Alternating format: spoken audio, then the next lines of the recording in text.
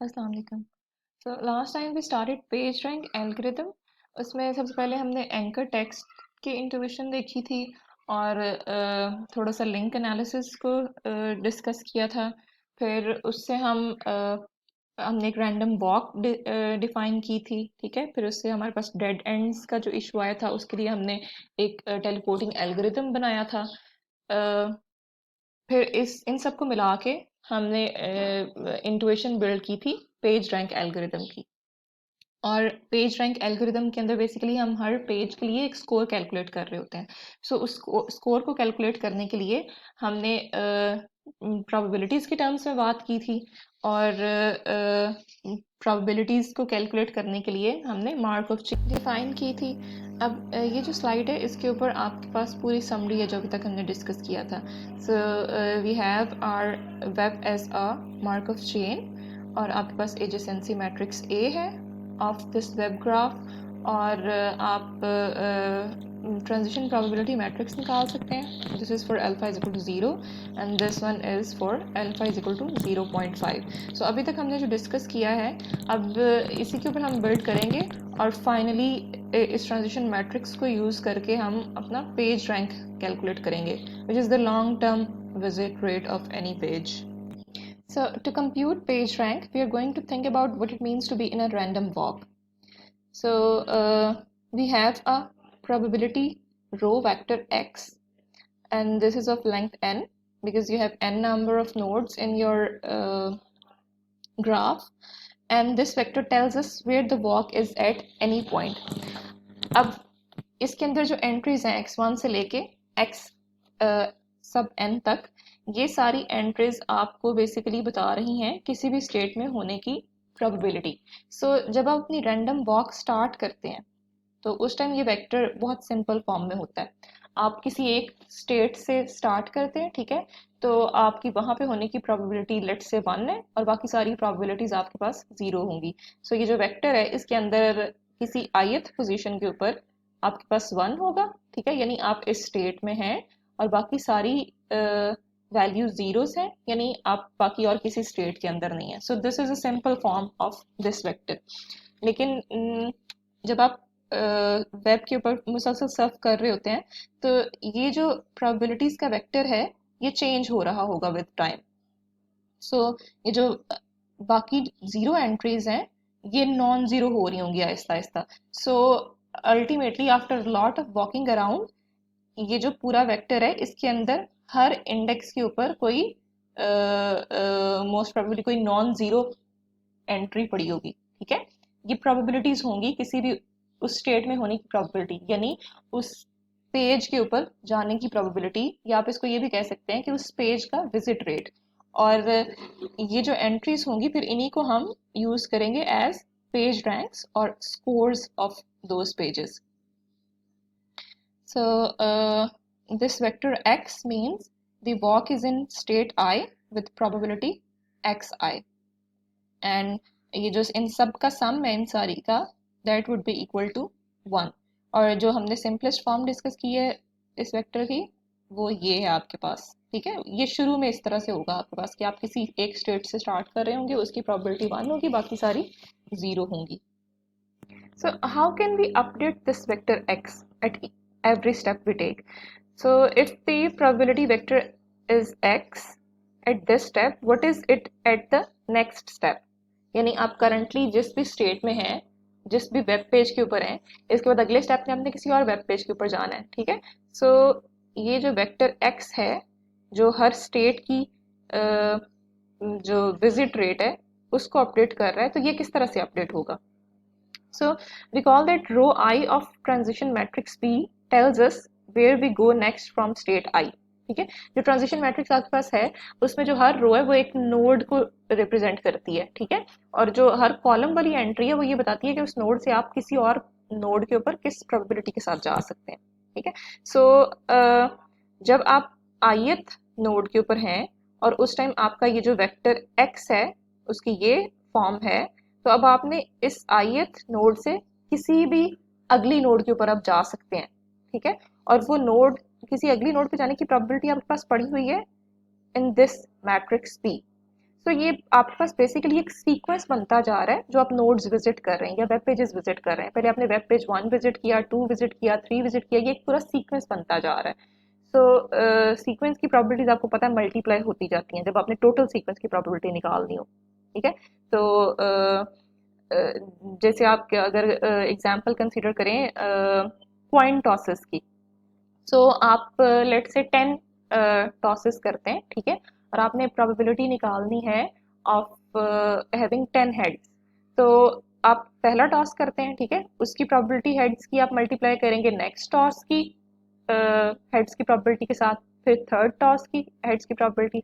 इस तरह आपके पास वो भी एक सीक्वेंस होता है टॉसेस का, और आपके पास हेड्स का एक सीक्वेंस आ रहा है या टेल्स का एक सीक्वेंस आ रहा है, तो आप उनको मल्टीप्लाई करते जाते हैं।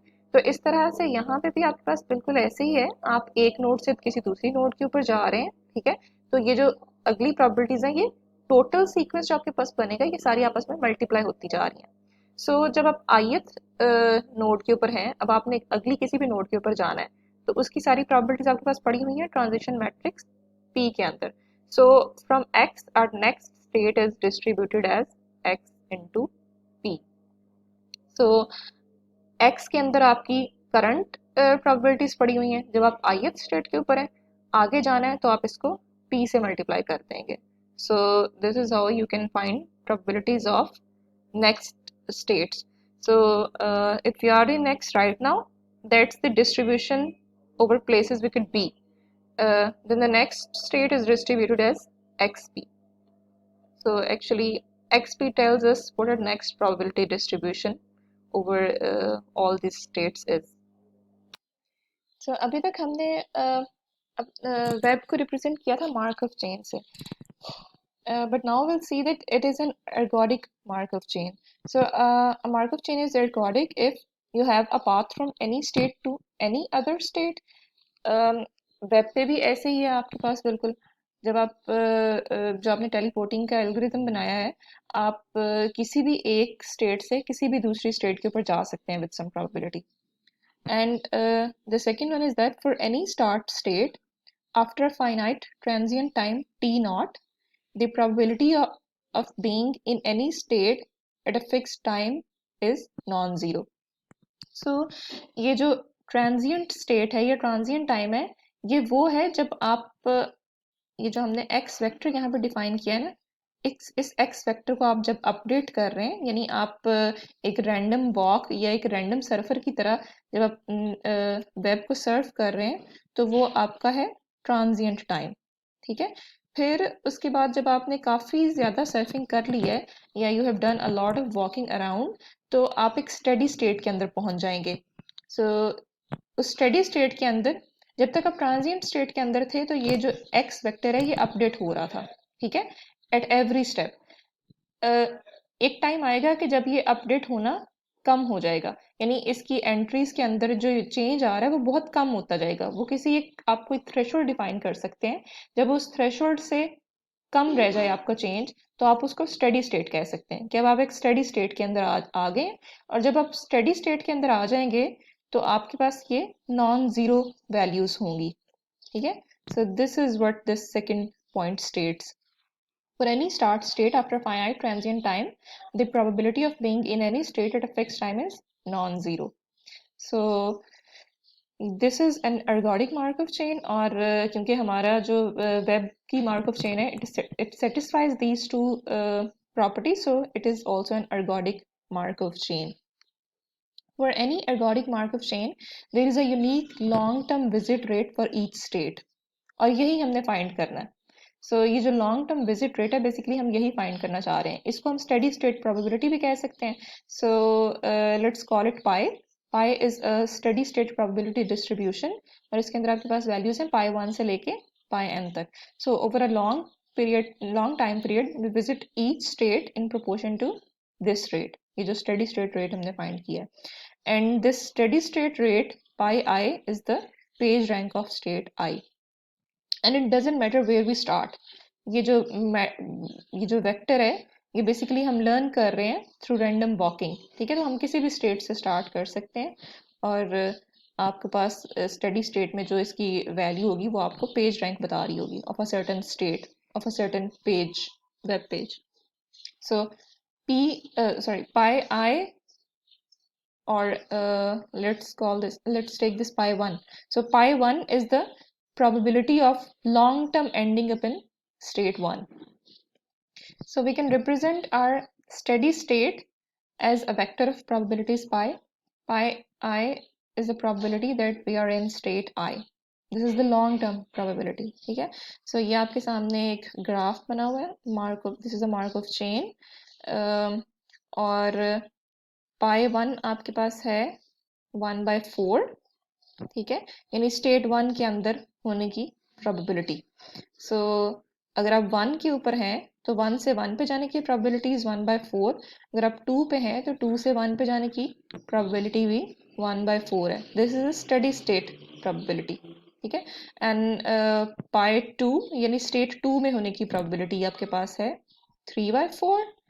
अगर आप 2 पे हैं तो 2 से आप 2 पे जाएं, this is a self loop, this is 3/4।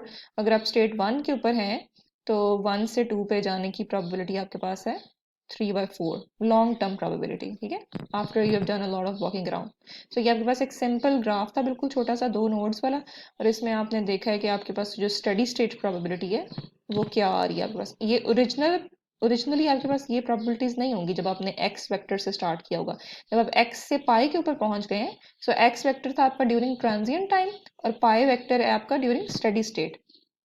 So steady state के अंदर आपके पास ये प्रोबेबिलिटीज आ जाती हैं, और ये हर प्रोबेबिलिटी आपकी किसी एक नोड का, आप कह लें कि आपको रैंक बता रही होती है या विजिट रेट बता रही होती है, और विजिट रेट आपको उस नोड की पॉपुलैरिटी या इंपॉर्टेंस बता रहा है।